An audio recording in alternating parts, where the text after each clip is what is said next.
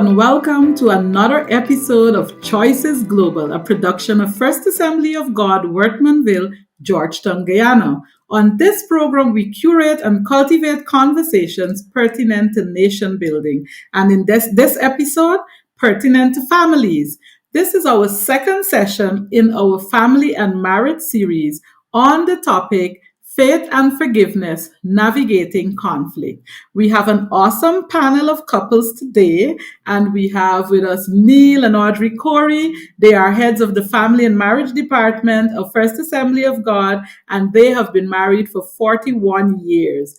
Lorex and Samantha Edwards are our vibrant young couple who play a critical role in coordinating several of our marriage retreats, and they are ministers at our Sunday school and children's ministry. And like I said in the last program, they are the gateway to cultivating our youths towards healthy and happy families and marriages. They all reside in Guyana, and with me as well is Kurt.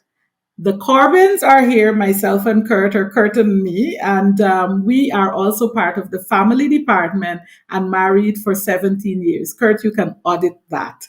We reside in Geneva, Switzerland, and I want to welcome you, our panelists, and more importantly, you, our viewers. It is important that you keep liking and sharing our YouTube and Facebook streams because we want to impact nations. Now, let's delve right into the topic today, navigating conflict.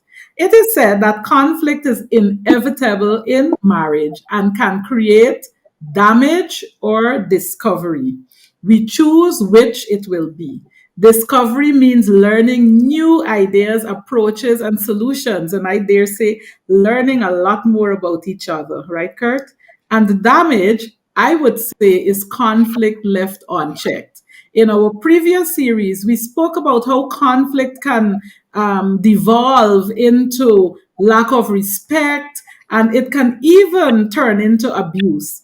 And so, with that, I want to challenge our panelists to respond. How can we abuse proof our marriages? Reflecting on the fact that abuse is not only physical, it can be emotional, it can be financial. But let's hear from you, Samantha, and then Audrey. Greetings and thank you, Siobhan. Abuse. First of all, I would like to posit that abuse is not a healthy or acceptable response to conflict, and no partner should subject themselves to that. Also, I would like to mention that abuse can be in isolation of conflict because some parties, maybe growing up in a home where abuse was prevalent, they extend that now to their spouse, and it's not necessarily because there is some issue in the marriage. But to answer your question, how can we abuse proof our marriages? I personally believe that we should set clear boundaries, or I should say healthy boundaries about how we see abuse. For instance, I have made a conscious effort that I will not be abusive to my husband. Now, I must also admit that earlier in my marriage, when I was more immature, I would have been abusive, and that would have come in a verbal sense. Like you mentioned, abuse is not only physical. Like whenever there's a conflict and it gets heated, words like fool or clown, those, would just fly straight out.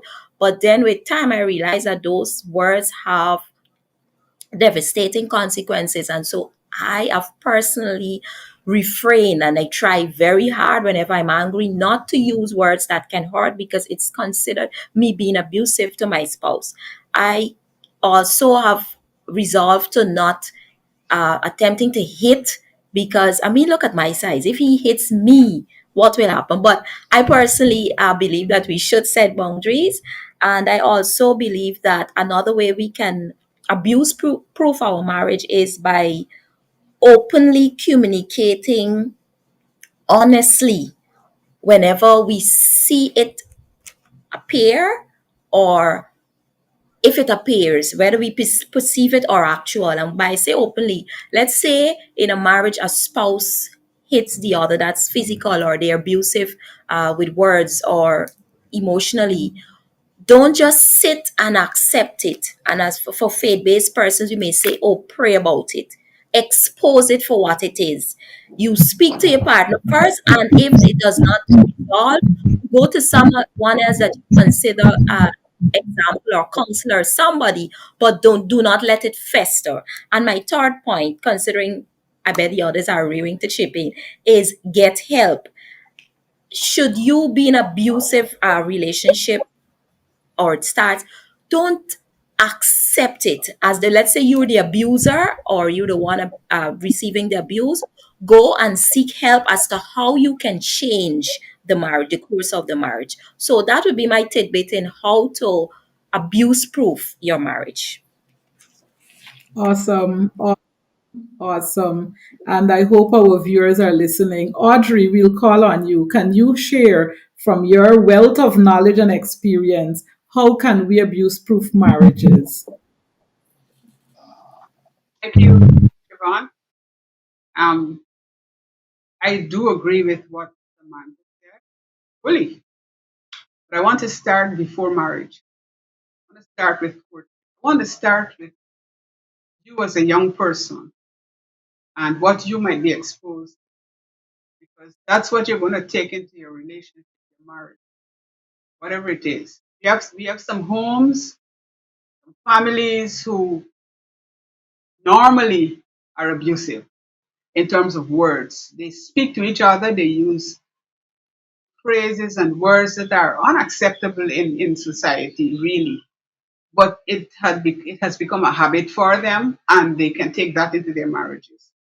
If you are in courtship and your intended spouse speaks and uses words and phrases that are unacceptable to you, that are not necessarily acceptable in society either, you should take note of that. You should make some kind of intervention there. Talk to your intended spouse about it. You do not like it, then you should not accept it. And you must determine, if it does not end, if it persists, you must determine whether you want to go ahead with that relationship, because you are uncomfortable in a relationship with someone who uses all kinds of expletives and uses all kinds of phrases and words that you do not like. So for me, it starts with before you get married, before you even consider getting married. It could be that you're friendly with some one of the opposite sex, and you're talking with the person, and you may be considering, whether this person could be a suitable partner for you and so on. But what kinds of behaviors and attitudes does that person display? Are you comfortable with that person? And things like that.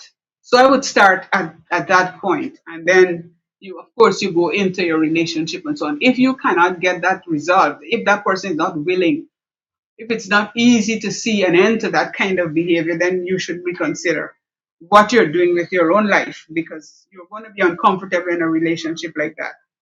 So you begin with your pre-marriage, your courtship time, and so on. Um, you must determine that you will not abuse your spouse. You must have an agreement there. So if you're married already, or if you're about to get married and so on, there must be some discussion between you about how you intend to live your life, how you intend to share your life with the other person. And those are things that must be discussed, just like you will discuss finances and everything else. And I mean, we did talk about we will talk about finances and having your financial issues also being dealt with in a proper way. But you should be discussing with each other how you intend to proceed in your relationship, and not, invite abuse in any way, whether it be physical or emotional or verbal or whatever, financial. You must determine, because this is where your communication is going to be important. And I believe that communication is a thread that runs through all the different things in your marriage.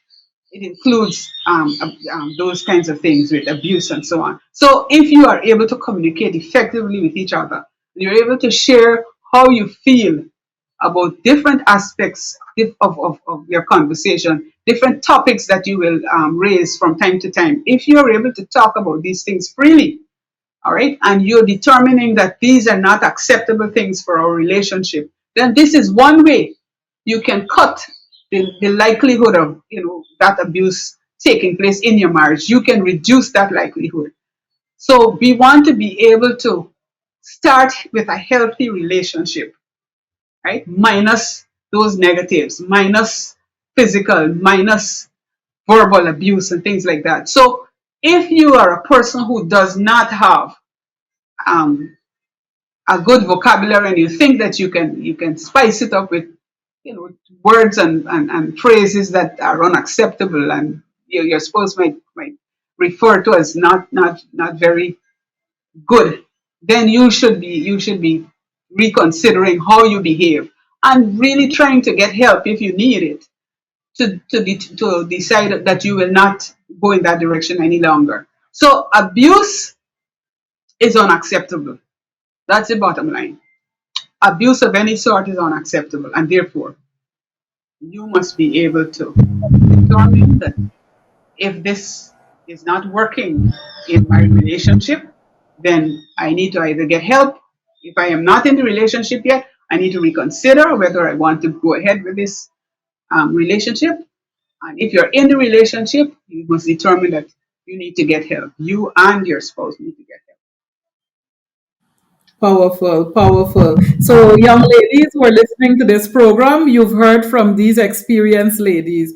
Abuse of any kind is unacceptable. Lorex, let's hear your take. Yes, Siobhan, I'm glad that it's consensus on this program that abuse is unacceptable because in many cultures, it's acceptable. It's okay for the man to sleep with his wife of some sort, but it's unacceptable in any form. And I'm glad Samantha, confession is good for the soul, and she spoke some things out there, but it all boils down with our boundaries that we set initially. We say that, well, this is unacceptable. I don't appreciate you speaking to me this way. I don't want you calling me these names. It's not appropriate in our relationship. And so we desist from it at an early stage. In fact, in many circles, slapping the butt around might be acceptable, but to Samantha, that isn't. So she said to me, don't do it because of the suddenness of which it happens. It caused her to jump and she doesn't like it. So for many other couples, that might be acceptable, but in our relationship, it's unacceptable. So I don't do it. I might like to do it, but because of our communication, because of the set boundaries, I do not venture out in that regard. We must therefore say what is acceptable. You and I need to say exactly what is acceptable and what is unacceptable because in like I said before, in many circumstances and situations, certain things are acceptable. In certain communities, certain things are acceptable. So you need to therefore say that this is unacceptable. Young lady, he's saying to your words that you find derogatory, it causes you to be looked upon negatively. Say to him in a quiet and convenient manner that I don't like those words you said to me. Because if you call me a fool, s- tonight you can't come and hug up the fool. And these things lead to other things. So we want to abuse proof our marriages. So we need to put these systems in place, set boundaries, and that will lead to abuse proof our marriages. Wow. Wow. Well, Laura, I want to assure you that you have a brother in Kurt. So I think I will check back with you and Samantha in a month's time to see whether you've been allowed, some leeway. And I think as I say this, I want to share with the audience, to our viewers, that sometimes abuse proofing your marriages, navigating marriages and conflict comes with the requirement for jest. And in our marriage, I'm the moderator and I don't tend to share as much, but in our marriage, myself and Kurt make fun of a lot of things. And that is how we normalize the conversation. That is how we get to transmit whether we like something or not and to set the boundaries. So I love the sharing, Lorex. I love the comments from Samantha and Audrey. And Neil, I want to hear your perspective on how we can abuse proof our marriages. Okay, thank you for the opportunity we're having. But there are some basic factors where marriage come into being that must be taken into consideration. One is knowing what you want for a spouse, what type of spouse, what type of individual you'll be looking forward to.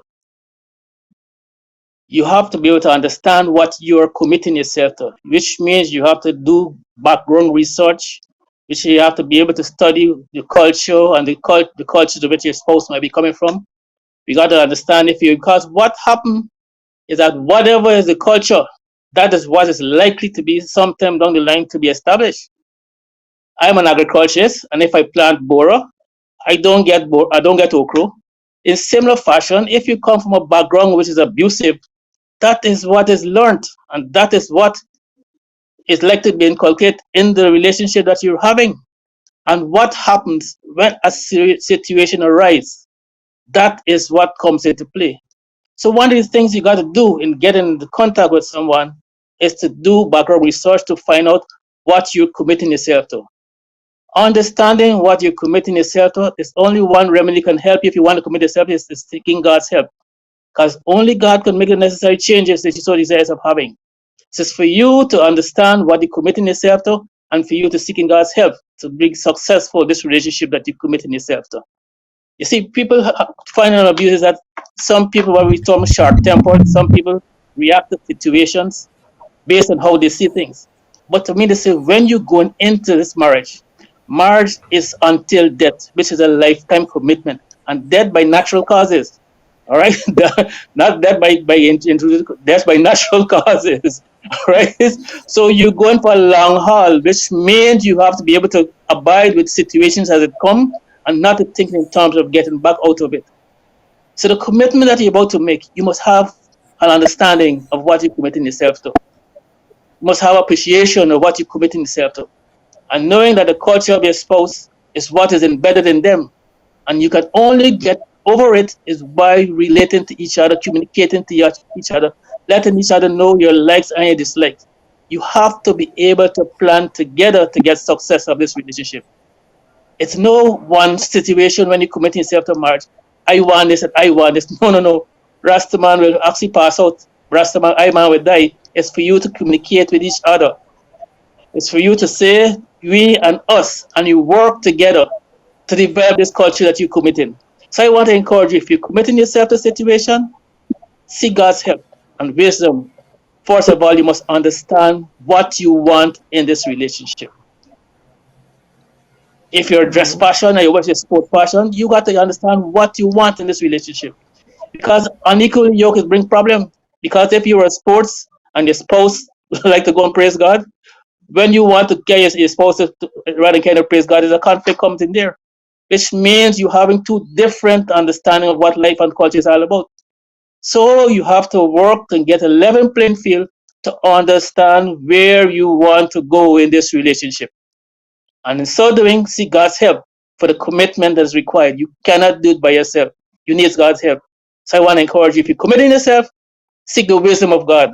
No all your friends are going to tell you what they did, and their success will not necessarily be your success. Your success.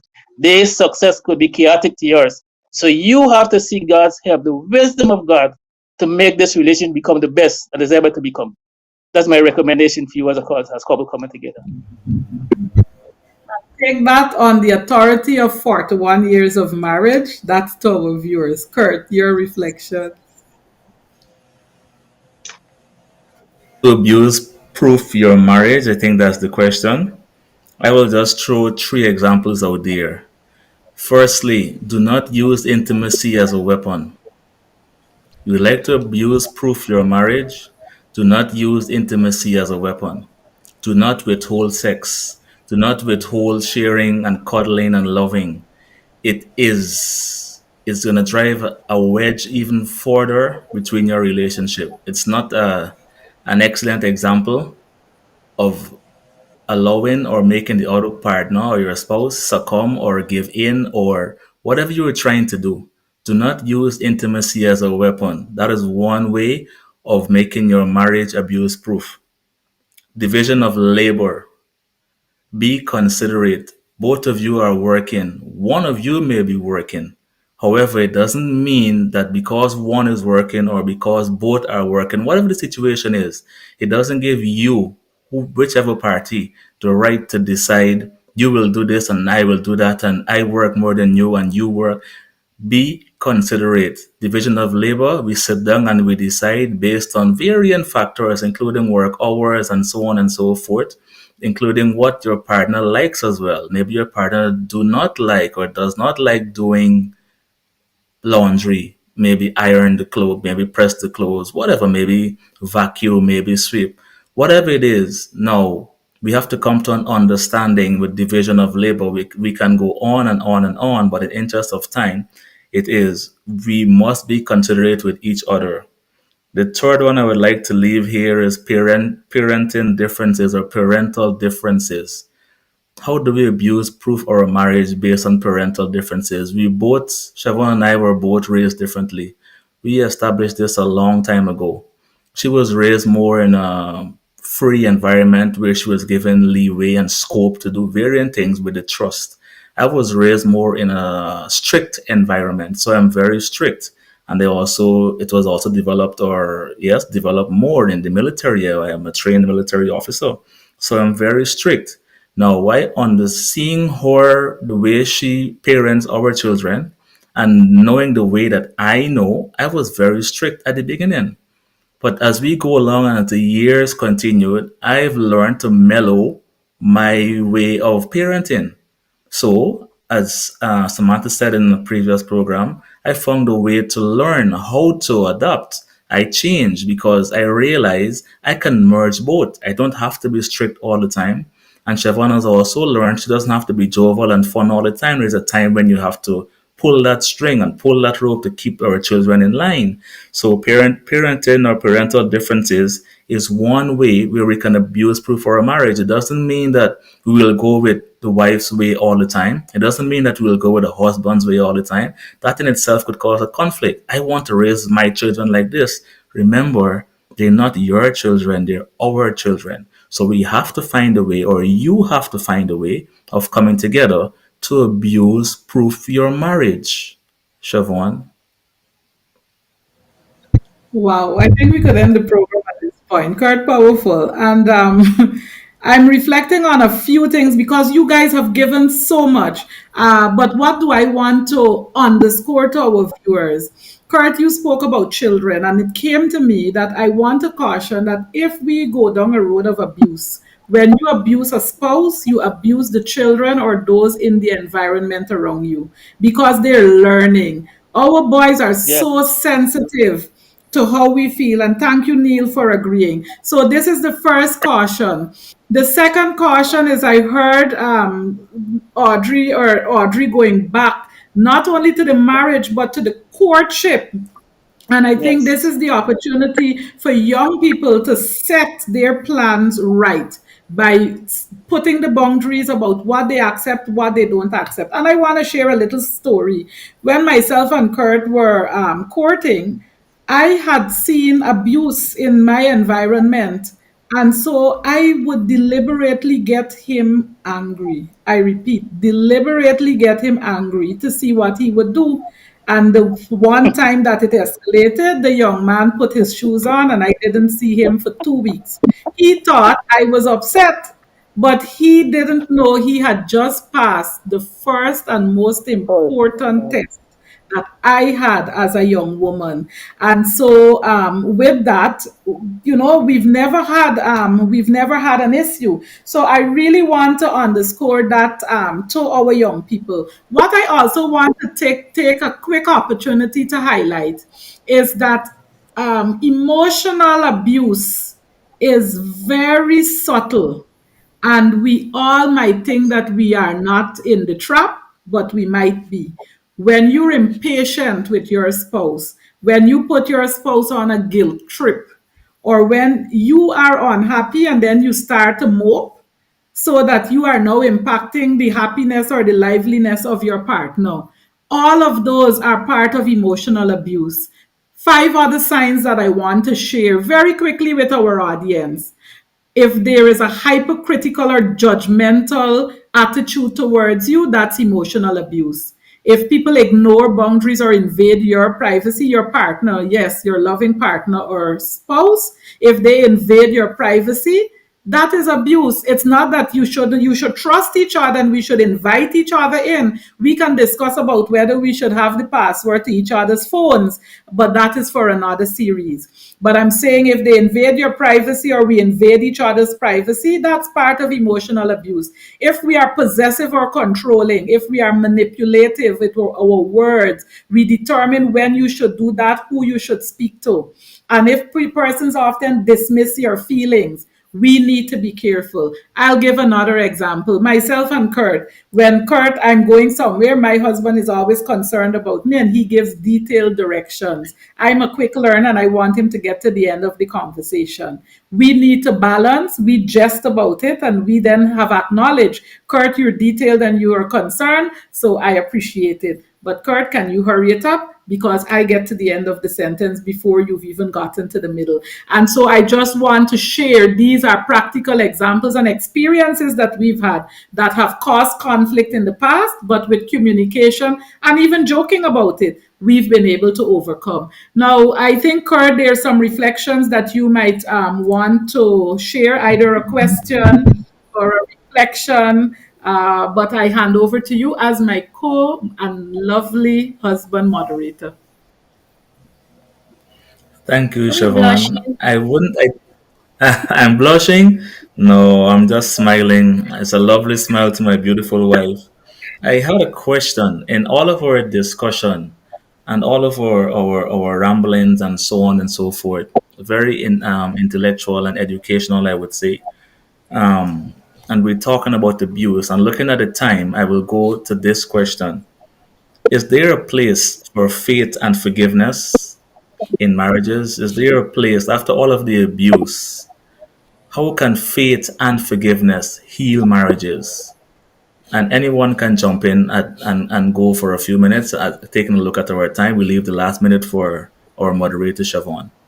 How can faith and forgiveness heal marriages? Now, Rex, you want to go I would first? like to, Okay, okay. Yeah, Samantha, thank you. Or I'll let him go and then I'll go. Excellent. There you go. Wow. Consideration. Thank you. We practicing what we preach. yes, thank you, Samantha. When we understand that forgiveness is not for the person that hurt you, we'll get past quickly. Yeah, because many persons are of the opinion that I'm not forgiving my spouse because she hurt me, eh, right? And we hold fast to that.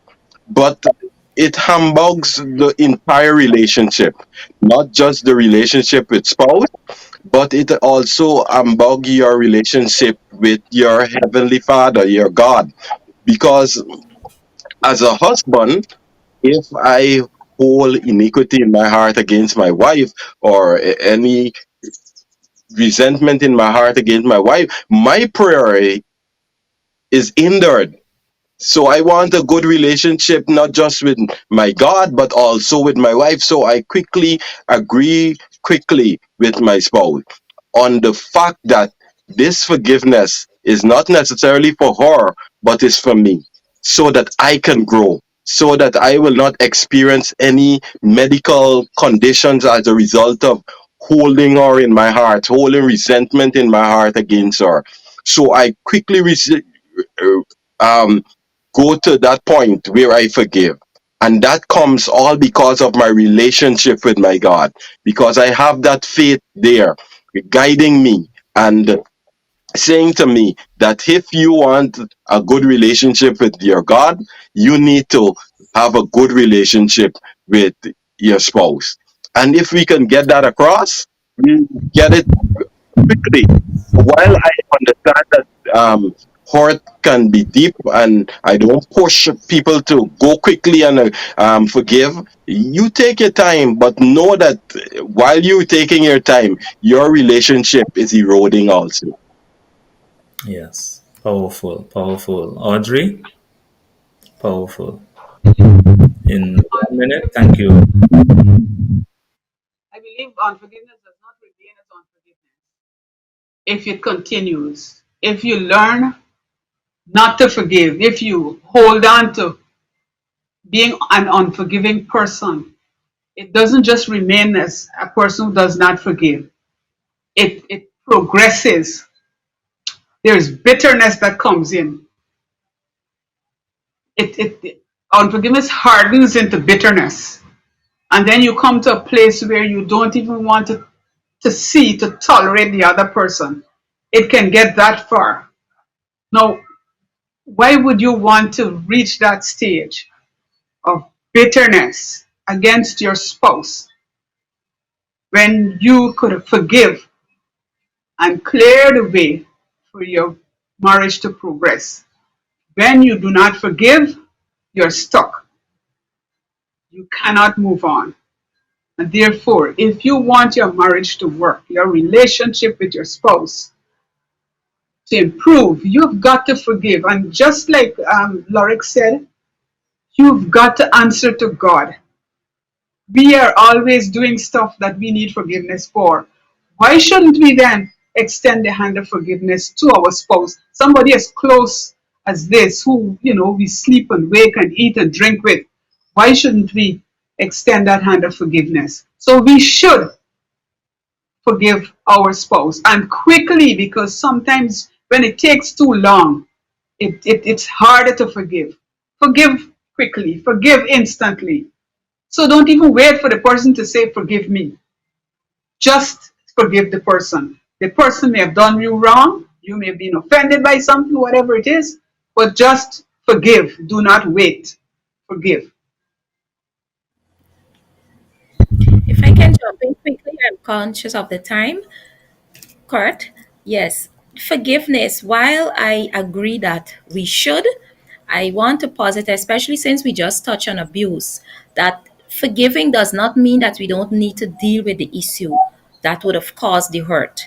Because if it's an issue where the partner is abusing you, yes, it's okay to forgive, but we still need to address the issue of abuse, right? So I am for forgiveness, and probably something that Loris did not mention, I want to posit is we have really come a long way where that is concerned, because both of us had a personality where when we're angry, we take like forever to come to that place. Me more than him.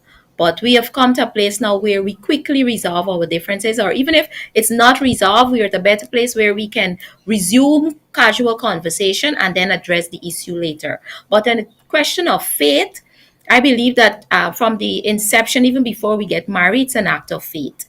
So I do believe that faith play a role in marriage. When we get married, none of us know for sure. We do hope that our marriage will go until death do us part. But it is some act of faith that we say, I do, when we stand before the altar.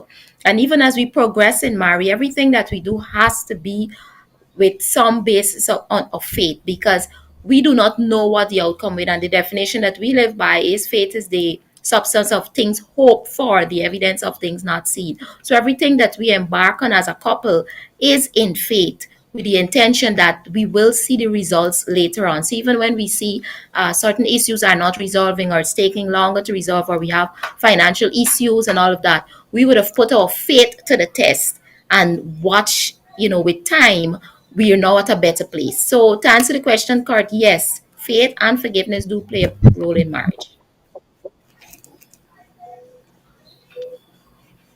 seconds remaining. I would like to leave an acronym with us panelists and with you, our viewers. I would like to say after abuse, we have to make a pact.